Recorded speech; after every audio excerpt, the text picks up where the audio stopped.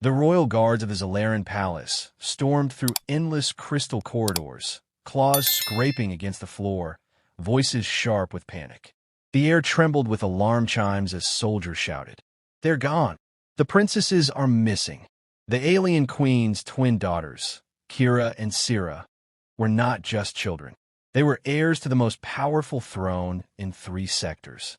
To lose them, even for an hour, was unthinkable. The queen herself stood in the throne chamber, her obsidian skin glimmering like polished stone, her violet eyes narrowed with fury. "Find them," she commanded, her voice deep as thunder. "Turn this palace upside down if you must." And so, the search began. The princesses were barely 6 years old by human reckoning, full of energy and trouble. Every guard feared what might have happened, kidnapping, an accident, or worse. Hours stretched on, and the tension only grew heavier. But when the search ended, the truth was stranger than anyone expected. They were found in the most unlikely place, the palace's maintenance wing. There, in a quiet corner of the supply hall, a human technician lay fast asleep on the floor, back against a stack of crates.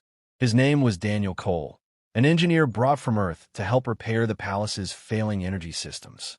He was known for being quiet, reliable, and entirely unremarkable. Except now, he had 2 alien princesses curled up against him. One nestled on his chest, the other draped across his lap, both sleeping soundly, their tails wrapped around him as though he belonged to them. The guards froze at the sight. One whispered in disbelief, they've chosen him. The queen herself soon arrived, her armored steps echoing like a storm. When she saw her daughters resting peacefully on the human, her fury gave way to shock. No one dare move.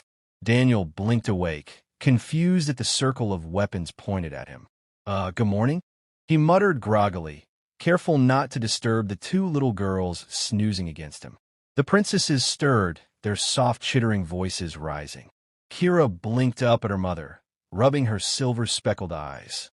"Mama, shoo. He's warm." Siri yawned and buried her face into Daniel's shirt. "Don't take him away. He tells funny stories."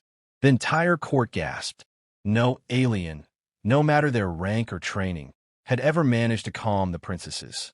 Their tantrums could shake palace walls. Their screams once shattered glass domes in the capital.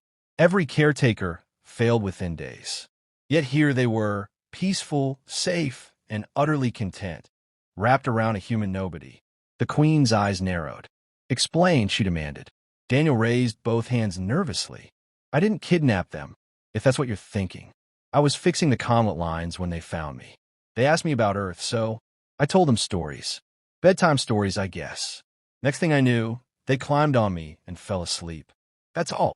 The guards exchanged glances. None dared to doubt what they were seeing.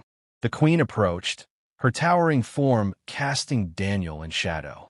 She expected him to cower, but instead, he simply sat still, afraid to wake the girls.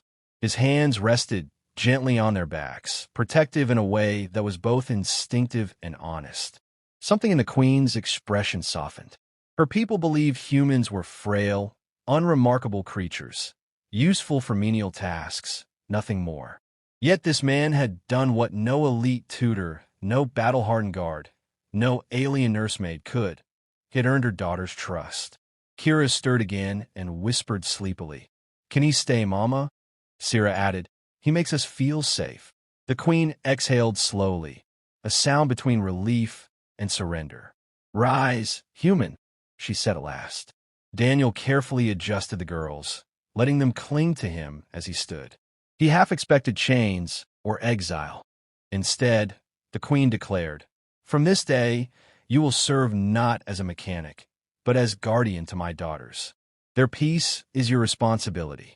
Daniel's eyes widened. "Guardian? Me?" The queen's gaze burned with quiet intensity. "You may think yourself ordinary, but to them, you are anything but. You have given what my empire could not, comfort." And so, the story spread. Across the empire, nobles whispered of the strange human who could calm the fiery airs with nothing more than warmth, patience, and bedtime tales. Soldiers who once mocked his frailty now nodded in respect as he passed. Daniel's life changed forever. He still fixed conduits and patched wiring, yes, but he also held the hands of two alien princesses as they drifted asleep, sang songs from Earth that no one else understood, and became part of a royal family he had never imagined. And deep down, the queen herself knew this was no accident. Her daughters had chosen him. In a galaxy of warlords and empires, strength was measured in fleets and weapons. But sometimes, the greatest power was far simpler. A human's heartbeat, a human's warmth, a human's ability to make even alien royalty feel safe. And that was something no empire could buy, conquer, or replicate.